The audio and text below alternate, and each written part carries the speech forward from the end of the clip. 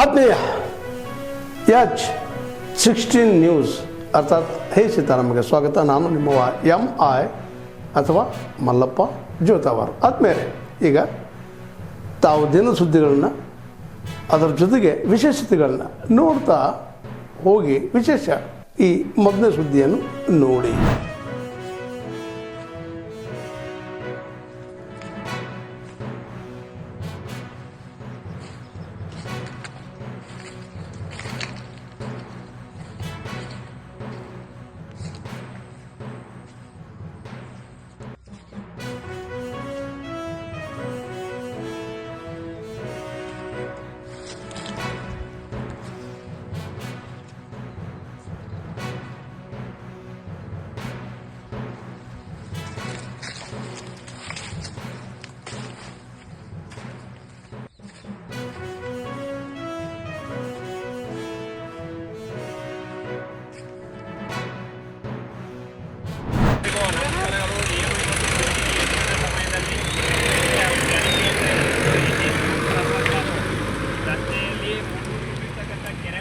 ಯಾವ ಥರ ನಮ್ಮ ನಾಡಿನ ಸಂಪತ್ತನ್ನು ನಾವು ರೈತ ಸಂಘದಿಂದ ಯಾತಕ್ಕೋಸ್ಕರ ಹೋರಾಟ ಮಾಡ್ತೇವೆ ಅನ್ನೋದ್ರ ನೋಡಿ. ನಮ್ಮ ನಾಡಿನ ಕೆರೆ ಸಂಪತ್ತು ಕೆರೆ ಮಣ್ಣು ಇರೋದ್ರಲ್ಲಿ ಕೆರೆ ಮಣ್ಣನ್ನು ಯಾವ ಥರ ಒಂದು ಲೂಟಿ ಮಾಡ್ತಿದ್ದಾರೆ ನೋಡಿ.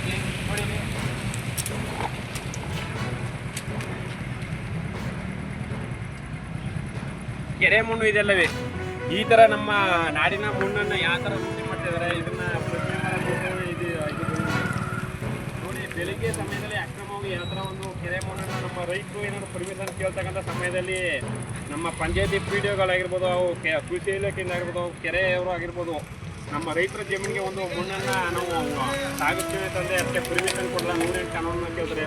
ಆದರೆ ಬೆಳಗಿನ ಸಮಯದಲ್ಲಿ ಅಕ್ರಮವಾಗಿ ಈ ಥರ ಬೆಟ್ಟಗಟ್ಟಲೆ ಕೆರೆ ಮಣ್ಣು ಸಾಗಿಸ್ತಿದ್ದಾರೆ.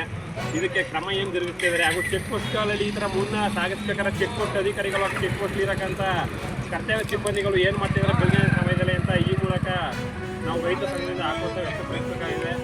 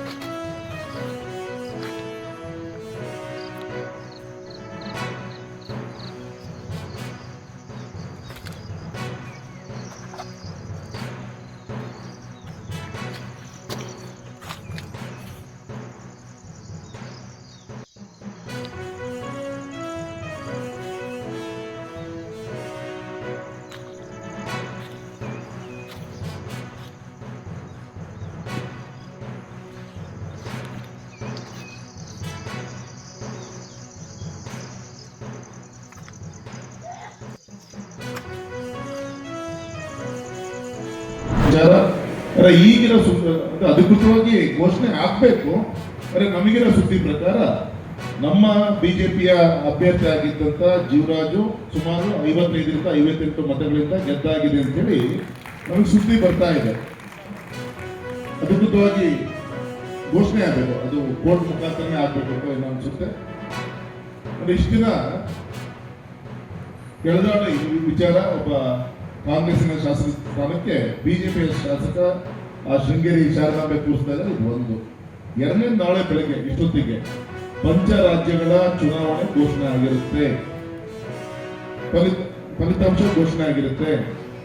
ಸೂರ್ಯಚಂದ್ರ ಇರೋದು ಸತ್ಯನೋ ಅಷ್ಟೇ ಸತ್ಯ. ಮಮತಾ ಬೇಗಂ ಅವ್ರನ್ನ ಮನೆ ಕಳಿಸೋದು ಗ್ಯಾರಂಟಿ. ವೆಸ್ಟ್ ಬೆಂಗಾಲಲ್ಲಿ ಭಾರತೀಯ ಜನತಾ ಪಕ್ಷದ ನೇತೃತ್ವ ಸರ್ಕಾರ ಆಡಳಿತ ಬಂದೇ ಬರುತ್ತೆ, ಯಾರು ಕೂಡ ತರಲಿಕ್ಕೆ ಸಾಧ್ಯ ಇಲ್ಲ. ಇನ್ನು ಉಳಿದಂತ 4 ರಾಜ್ಯದಲ್ಲಿ ಕೇರಳ ಒಂದು ಬಿಟ್ಟು ತಮಿಳುನಾಡಲ್ಲೂ ಕೂಡ NDA ನೇತೃತ್ವ ಸರ್ಕಾರ ಬಂದು ನಾವು ಆಶ್ಚರ್ಯ ಪಡಬೇಕಾಗಿಲ್ಲ.